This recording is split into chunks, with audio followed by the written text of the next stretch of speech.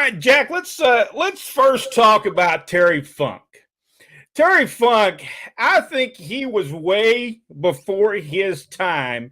When you look at Terry Funk, when you think about Terry Funk, one of the greats of professional wrestling. Wouldn't you say so, Jack? Oh yeah, undoubtedly. Great world champion, great territory champion, almost to the level of an attraction just in himself.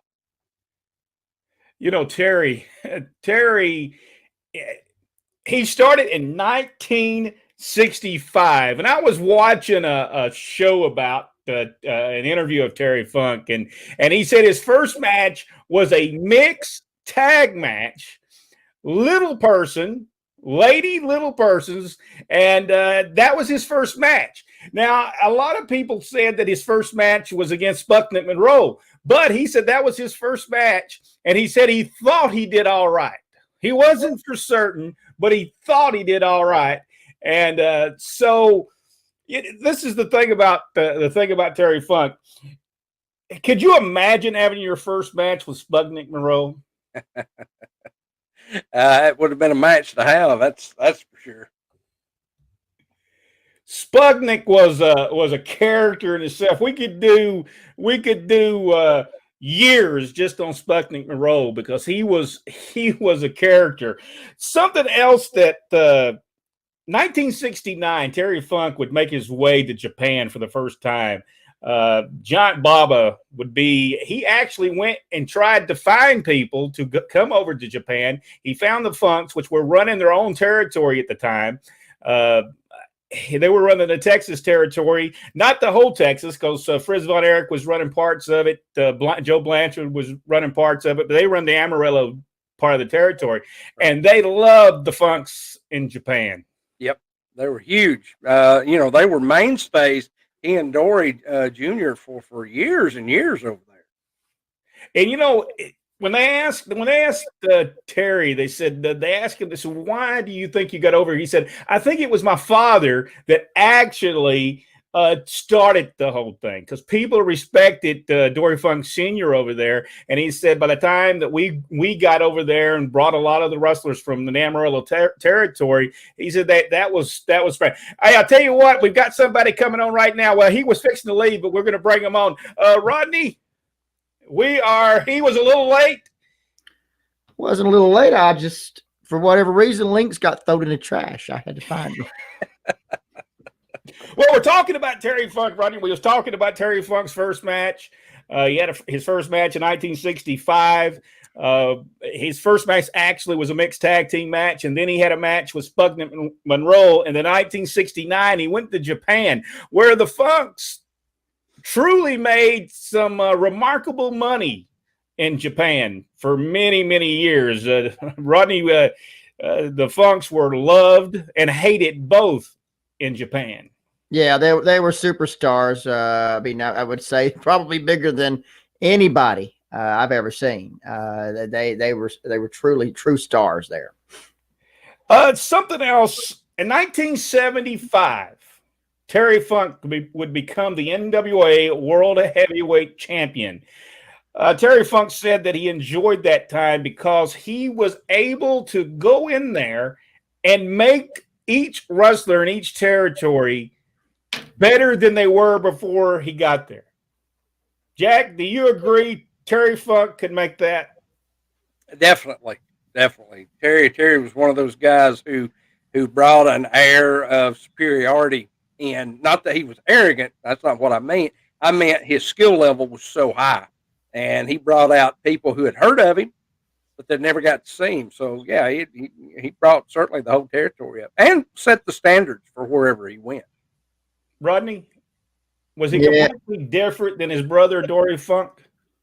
Yes, it definitely was. Terry had the ability, because of his status, to get anybody over.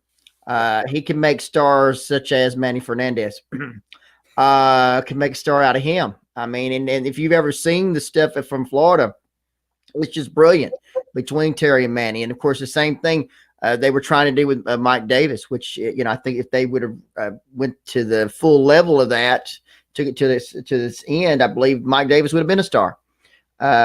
It's just the ability that Terry had to make stars because of he's a star himself, no doubt. I watched some stuff today of Terry Funk. Some of his Memphis wrestling stuff is probably some of the best stuff that Terry Funk had ever done.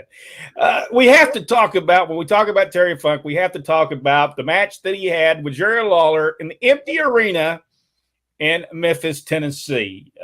Jack, have you got to witness this empty? I did. I saw that years ago. It was quite different and really, really groundbreaking. Been done so many times after that, but Terry Funk was tremendous in this. He was absolutely the star of the video.